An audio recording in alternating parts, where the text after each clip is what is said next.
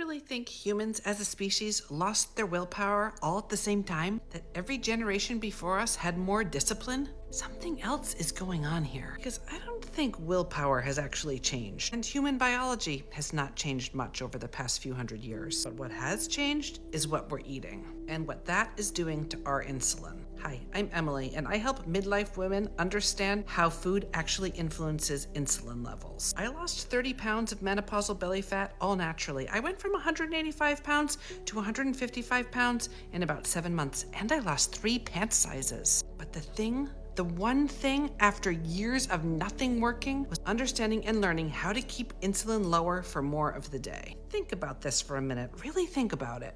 Our grandmothers were not counting calories. If they were, our great-grandmothers definitely were not. Our ancestors were not negotiating with themselves at 3 p.m. over whether or not they deserved a snack. They were not tracking macros or white-knuckling their way through. They ate.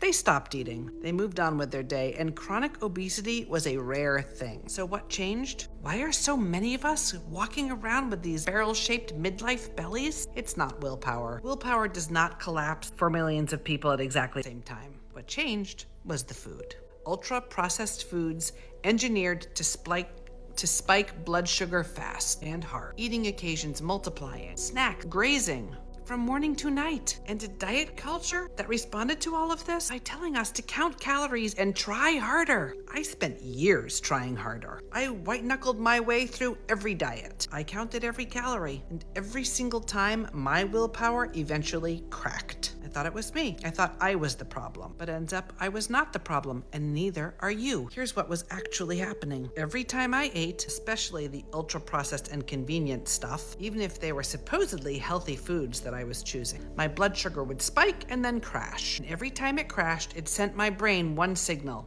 eat now. That is not a willpower failure. That's biology kicking in. That is insulin doing exactly what insulin should do. But when I stopped fighting my body and started working with it, vegetables first to slow the glucose response, protein to stay satisfied, and real space between meals so that insulin can actually come down, the cravings quieted. The 3 p.m. negotiations stopped, and the white knuckling was gone. Not because my willpower changed or got stronger, but because my blood sugar finally got stable. Your ancestors were not more disciplined than you. They were just not riding that blood sugar roller coaster all day long. And you do not have to either. Have you ever blamed yourself for having no willpower around food? Tell me in the comments. The Metabolism Journal in my bio, that's a 60-day guided program that teaches you how to work with your biology, not against it. Come and do this with us. She's in there, your humming metabolism. Let's bring her forward.